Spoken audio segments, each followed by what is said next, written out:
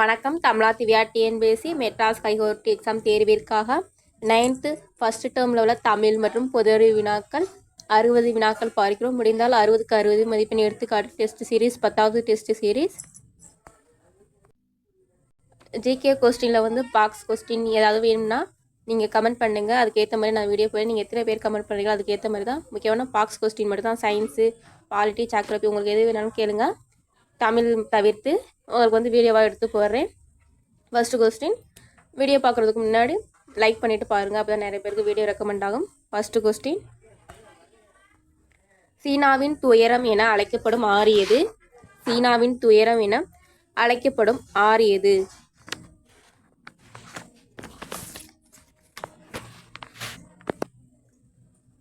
ஒன்றாவது கொஸ்டின்கான answer C, மஞ்சள் ஆறு. சீனாவின் துயரம் என அழைக்கப்படும் ஆறு எதுனா மஞ்சள் ஆறு. இரண்டாவது கொஸ்டின் பொறுத்துக. இரண்டாவது கொஸ்டின் வந்து பொறுத்துக. இரண்டாவது கொஸ்டின் பொறுத்து சொல்லியிருக்காங்க. இரண்டாவது கொஸ்டின்கான ஆன்சர் ஏ, ஹரப்பா வந்து பஞ்சாப், மொஹஞ்சதாரோ வந்து சிந்து, ராகிகரி வந்து ஹரியானா, லோத்தல் வந்து குஜராத். இதற்கு எப்படி ஷார்ட்கட் வச்சுக்கலாம்னா கரப்பா பால முடியும். அப்போ பஞ்சாப்னு தான் ஆன்சர் ஸ்டார்ட் ஆகணும். மொஹஞ்சதாரோ, மொகன்னா ஒரு பெண்ணுக்கு தான் மொகன்னு சொல்லுவாங்க, அதான் சிந்து முகம். ராகிகரினா அந்த காவரிசையில் வரக்கூடிய ஏதாவது ஆன்சராக இருக்கும். ராகிகிரி இந்த ஹரியனா அந்த மாதிரி இதெல்லாம் வரும். லோத்தல் தல்லுனா இது வந்து நார்மலாக தெரியும். குஜராத் இந்த தாவரிசையை வச்சு நம்ம இத்துன்னு கண்டுபிடிச்சிடலாம் குஜராத்துன்னு. மூணாவது கொஸ்டின், குறுநில மன்னர்கள் டேஸ் என்று அழைக்கப்பட்டனர். குறுநில மன்னர்கள் டேஸ் என்று அழைக்கப்பட்டனர். மூணாவது கொஸ்டின்கான ஆன்சர் பி, வேளிர். குறுநில மன்னர்கள் வேளிர் என்று அழைக்கப்பட்டனர். நாலாவது கொஸ்டின், மும்மணிகள் என்ற 3 கொள்கைகளை போதித்தவர் யாருன்னு கேட்குறாங்க. மும்மணிகள் என்ற 3 கொள்கைகளை போதித்தவர் யார்? நாலாவது கொஸ்டின் ஆன்சர் சி, மகாவீரர். மும்மணிகள் என்ற கொள்கைகளை போதித்தவர் வந்து மகாவீரர். ஐந்தாவது கொஸ்டின், சங்க காலத்தில் பயன்படுத்தப்பட்ட எழுத்து முறை எது? சங்க காலத்தில் பயன்படுத்தப்பட்ட எழுத்து முறை எது? ஐந்தாவது கொஸ்டின்கான ஆன்சர் ஏ, தமிழ் பிராமி. சங்க காலத்தில் பயன்படுத்தப்பட்ட எழுத்து முறை தமிழ் பிராமி. ஆறாவது கொஸ்டின், சிந்துவெளி மக்கள் லாஸ்ட் வேக்ஸ் முறையை அறிந்திருந்தார்கள் என்பதை தெரிவிக்கும் வெண்கல சிலை எது? சிந்துவெளி மக்கள் லாஸ்ட் வேக்ஸ் முறையை அறிந்திருந்தார்கள் என்பதை தெரிவிக்கும் வெண்கல சிலை எது? ஆறாவது கொஸ்டின்கான ஆன்சர் பி, நடனம் ஆடும் பெண். சிந்துவெளி மக்கள் லாஸ்ட் வேக்ஸ் முறையை அறிந்திருந்தார்கள் என்பதை தெரிவிக்கும் வெண்கல சிலை நடனம் ஆடும் பெண். ஏழாவது கொஸ்டின், வேளாண்மை மற்றும் விலங்குகளை பழக்கப்படுத்துதல் தொடங்கிய காலம் எதுன்னு கேட்குறாங்க. வேளாண்மை மற்றும் விலங்குகளை பழக்கப்படுத்துதல் தொடங்கிய காலம் எது? ஏழாவது கொஸ்டின்கான ஆன்சர் சி, புதிய கற்காலம். வேளாண்மை மற்றும் விலங்குகளை பழக்கப்படுத்துதல் தொடங்கிய காலம் புதிய கற்காலம். எட்டாவது கொஸ்டின், இந்தியாவில் செதுக்கப்பட்ட மிக உயரமான சமண சிலை எது? இந்தியாவில் செதுக்கப்பட்ட மிக உயரமான சமண சிலை எதுன்னு கேட்குறாங்க. எட்டாவது கொஸ்டின்கான ஆன்சர் ஏ, பாகுபலி. இந்தியாவில் செதுக்கப்பட்ட மிக உயரமான சமண சிலை எதுனா பாகுபலி. ஒன்பதாவது கொஸ்டின், சமண மதத்தின் முதல் தீர்த்தங்கரர் யார்? சமண மதத்தோட முதல் தீர்த்தங்கரர் யார்? ஒன்பதாவது கொஸ்டின், சமண மதத்தின் முதல் தீர்த்தங்கரர் யார்? ஒன்பதாவது கொஸ்டின்கான ஆன்சர் ரிஷபதேவர். சமண மதத்தின் முதல் தீர்த்தங்கரர் யார்னா ரிஷபதேவர் ஆன்சர். பத்தாவது கொஸ்டின், சோழ பேரரசின் விரிவாக்கம் யார் காலத்தில் நடைபெற தொடங்கியது? சோழ பேரரசின் விரிவாக்கம் யார் காலத்தில் நடைபெற தொடங்கியது? பத்தாவது கொஸ்டின்கான ஆன்சர் ஏ, முதலாம் ராஜராஜன் சோழன் ஆட்சி காலத்தில். சோழ பேரரசின் விரிவாக்கம் யார் காலத்தில் நடைபெற தொடங்கியதுன்னா முதலாம் ராஜராஜன் சோழன் ஆட்சி காலத்தில். 11வது கொஸ்டின், கங்கையும் கடாரம் கொண்ட சோழன் எனும் பட்டத்தை பெற்றவர் யாருன்னு கேட்குறாங்க. கங்கையும் கடாரம் கொண்ட சோழன் என்ற பட்டத்தை பெற்றவர் யார்? கங்கை கொண்டாம் கடலாம் கொண்டாம் அப்படின்னு அழைக்கப்படுவர் யாருன்னு கேட்குறாங்க. 11வது கொஸ்டின்கான ஆன்சர் சி, முதலாம் ராஜேந்திரன். முதலாம் ராஜேந்திரனை தான் கங்கை கொண்டான் கடலாம் கொண்டான்னு சொல்லுவாங்க. 12வது கொஸ்டின், அரங்கோவாட் கோவில், அதாவது அங்கவாட் கோவில் உள்ள நாடு எது? அங்கவாட் கோவில் உள்ள நாடு எது? 12வது கொஸ்டினுக்கான ஆன்சர் சி கம்போடியா. அங்கோவாட் கோவில் உள்ள நாடு எதுனா கம்போடியா. 13வது கொஸ்டின் ஆதிசங்கரர் பிறந்த ஊர் எது? 13வது கொஸ்டின் ஆதிசங்கரர் பிறந்த ஊர் எது? 13வது கொஸ்டின் ஆதிசங்கரர் பிறந்த ஊர் எது?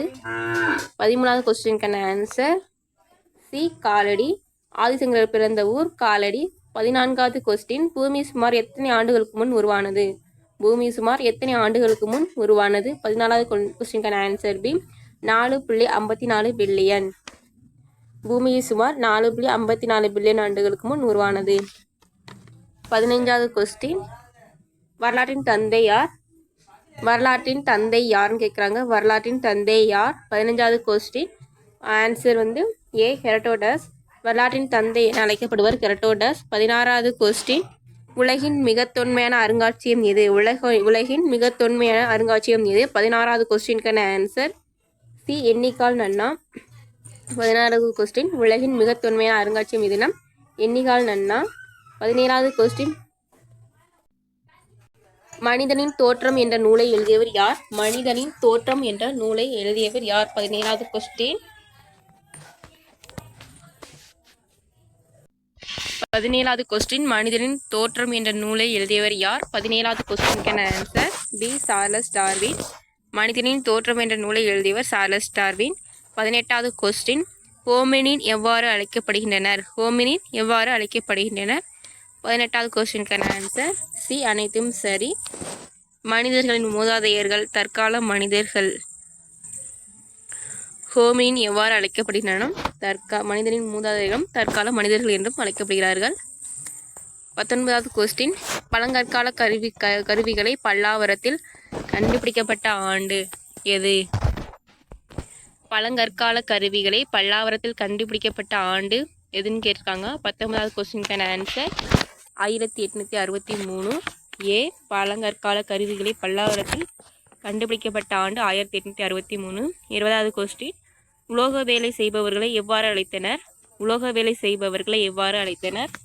20வது கொஸ்டினுக்கான ஆன்சர் சி கம்மியர்கள்னு சொல்கிறாங்க. உலோக வேலை செய்பவர்களை கம்மியர்கள் என்று அழைத்தனர். 21வது கொஸ்டின் இறந்தவர்களின் உடல்களை பாதுகாக்க பயன்படும் உப்பு எது?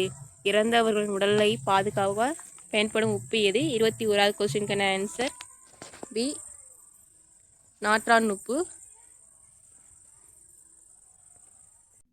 22வது கொஸ்டின் சலத்தால் பொருள் செய்தே மார்த்தல் பசுமண் களத்து நீர் பெய்திரியற்றே இதில் பயின்று வரும் இனி எதுன்னு கேட்குறாங்க. சலத்தால் பொருள் செய்தே மார்த்தல் பசுமண் களத்து நீர் பெய்திரி அற்றே இதில் பயின்று வரும் அணி. 22வது கொஸ்டினுக்கான ஆன்சர் பி உவமை அணி. உவமை உறுப்பு வெளிப்படையாக வந்ததுனால. 23வது கொஸ்டின் தவறான இணையை தேர்ந்தெடுன்னு சொல்லியிருக்காங்க. 23வது கொஸ்டின் தவறான இணையை தேர்ந்தெடு.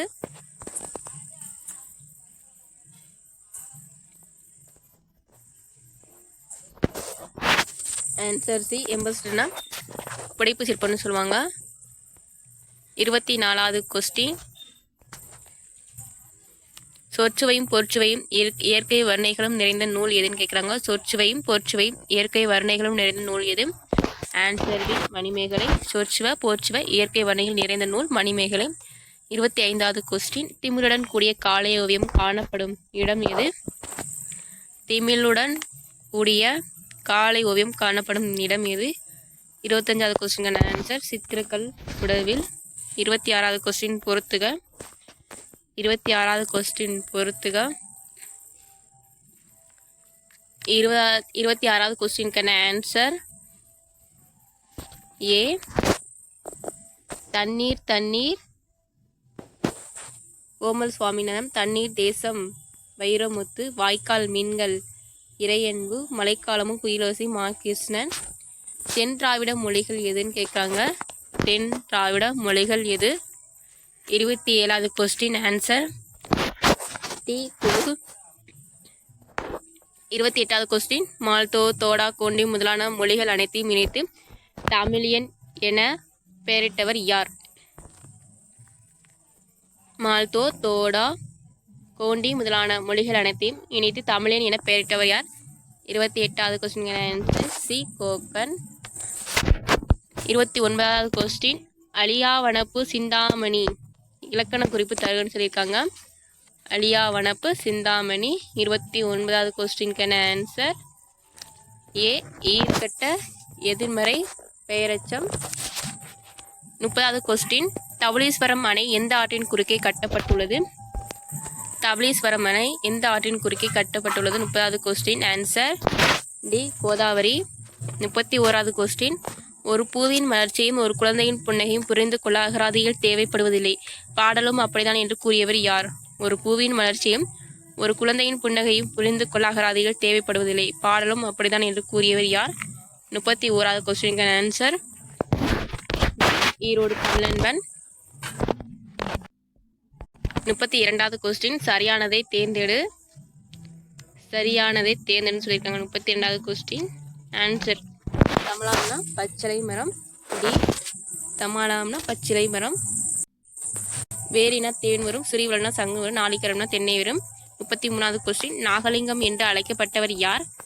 33வது கொஸ்டின் நாகலிங்கம் என்று அழைக்கப்பட்டவர் யார்? 33வது கொஸ்டின் ஆன்சர் கந்தர்வன். நாகலிங்கம் என்று அழைக்கப்பட்டவர் கந்தர்வன். Answer B. 34வது கொஸ்டின் திருத்தொண்டர் திருவந்தாதின் நூலை எழுதியவர் யார்? திருத்தொண்டர் திருவந்தாதின் நூலை எழுதியவர் யார்? 34வது கொஸ்டின் ஆன்சர் சி. நம்பியாண்டர் நம்பி. திருத்தொண்டர் திருவந்தாதி நூலை எழுதியவர் நம்பியாண்டர் நம்பி. 35வது கொஸ்டின் 3 என்பதன் துளு மொழி சொல் என்னன்னு கேட்குறாங்க. 3 என்பதன் துளு மொழி சொல் என்னன்னா 35வது கொஸ்டின் ஆன்சர் சி. மூஜி. 36வது கொஸ்டின் பொறுத்துக. 36வது கொஸ்டின் பொறுத்துக. 36வது கொஸ்டினுக்கான ஆன்சர் டி. சாஃப்ட்வேர்னா மென்பொருள், கிராஃப்ட்னா செதுக்கி, கர்சர்னா சுட்டி, வேர்டர்னா உரை. 37வது கொஸ்டின் பாரதியாரின் வழித்தோன்றலாகவும் பாரதிதாசன் மாணவராகவும் விளங்கியவர் யார்? பாரதியாரின் வழித்தோன்றலாகவும் பாரதிதாசன் மாணவராகவும் விளங்கியவர் யார்? 37வது கொஸ்டின். 37வது கொஸ்டினுக்கான ஆன்சர் பி. தமிழ்வழி. பாரதியாரோட வழித்தோன்றலாகவும் பாரதிதாசன் மாணவராகவும் விளங்கியவர் தமிழ்வழி. 38வது கொஸ்டின் காளைகளின் பாய்ச்சல் பற்றி கூறும் நூல் எது? 38வது கொஸ்டின் காளைகளின் பாய்ச்சல் பற்றி கூறும் நூல் எது? 38வது கொஸ்டின் கலித்தொகை. காளைகளின் பாய்ச்சல் பற்றி கூறும் நூல் கலித்தொகை. 39வது கொஸ்டின் மணிமேகலை எத்தனை காதைகளை கொண்டது? 39வது கொஸ்டின் மணிமேகலை எத்தனை காதைகளை கொண்டது? ஆன்சர் 30. 40வது கொஸ்டின் நான் வந்தேன் இத்துறையில் அமைந்துள்ள பயனிலை எதுன்னு கேட்குறாங்க. நான் வந்தேன் இத்துறையில் அமைந்துள்ள பயனிலை எதுன்னு கேட்குறாங்க. 40வது கொஸ்டின் ஆன்சர் வினை பயனிலை. குரூப் 4லையுமே இந்த மாதிரி கொஸ்டின் தான் அடிக்கடி இலக்கணத்தில் கேட்குறாங்க. 41வது கொஸ்டின் தன்மை ஒருமை வினைமுற்று விகுதி எதுன்னு கேட்குறாங்க. தன்மை ஒருமை வினைமுற்று விகுதி. இந்த 41வது கொஸ்டினுக்கு ஆன்சர் தெரிஞ்சிருந்தாவே 2024 கேட்டால் குரூப் 2 கொஸ்டினுக்கான தமிழ் கொஸ்டின் ஒன்று ஆன்சர் பண்ணிக்கலாம்.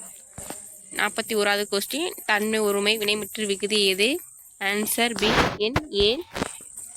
42வது கொஸ்டின் ஒரு பொருள் வட்ட வடிவ பாதையில் செல்லும், அதன் திசை ஒவ்வொரு புள்ளியும் டேஸாக இருக்குன்னு சொல்லியிருக்காங்க.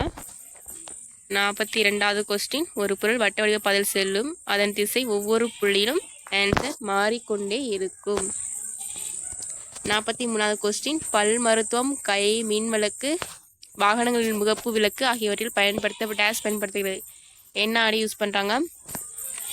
பல் மருத்துவம், கை மின் விளக்கு, வாகனங்களின் முகப்பு விளக்கு ஆகியவற்றில் நம்ம புள்ளி ஆடி தான் யூஸ் பண்ணுறோம். இப்போ யாராவது குழிகளை விழுந்தால் நம்ம கை மின் விளக்கு வச்சு தான் தேடி போவாங்க. அதுமாரி ஷார்ட்கட் வச்சுக்கோங்க. 43வது கொஸ்டின் ஆன்சர் குழியாடி. 44வது கொஸ்டின் மின்னோட்டத்தின் எஸ்ஐ அலகு என்ன? 44வது கொஸ்டின் மின்னோட்டத்தின் எஸ்ஐ அலகு என்ன? Answer D. ஆம்பியர். மின்னோட்டத்தின் எஸ்ஐ அலகு ஆம்பியர். 45வது கொஸ்டின் ஒரு மின்சுற்றில் பாயும் மின்னோட்டத்தின் மதிப்பை அளவிட உதவும் கருவி எதுன்னு கேட்குறாங்க. ஒரு மின்சுற்றில் பாயும் மின்னோட்டத்தின் மதிப்பை அளவிட உதவும் கருவி எது? இது 2022 கேட்ட குரூப் 4 கொஸ்டின் பொறுத்துகளை கேட்டிருப்பாங்க.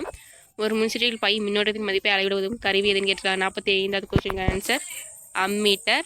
ஒரு மின்சுற்றில் பாயும் மின்னோட்டத்தின் மதிப்பை அளவிட உதவும் கருவி அம்மீட்டர். 46வது கொஸ்டின் இந்தியாவில் மாறும் மின்னோட்டத்தின் அதிர்வெண் என்னன்னு கேட்குறாங்க. இந்தியாவில் மாறும் மின்னோட்டத்தின் அதிர்வெண் என்ன? ஆன்சர் சி 50 ஹெர்ட்ஸ்னு சொல்லுவாங்க. இந்தியாவில் மாறும் மின்னோட்டத்தின் அதிர்வெண் 50 ஹெர்ட்ஸ். 47வது கொஸ்டின், மனித மூளையின் காந்த பாய அடர்த்தி எவ்வளோன்னு கேட்குறாங்க. மனித மூளையின் காந்த பாய அடர்த்தி இது சும்மா ஜஸ்ட் தெரிஞ்சுக்கோங்க. 47வது கொஸ்டினுக்கான ஆன்சர் டி. ஒரு பிடினா ஒரு பிகோ டெஸ்லான்னு சொல்லுவாங்க.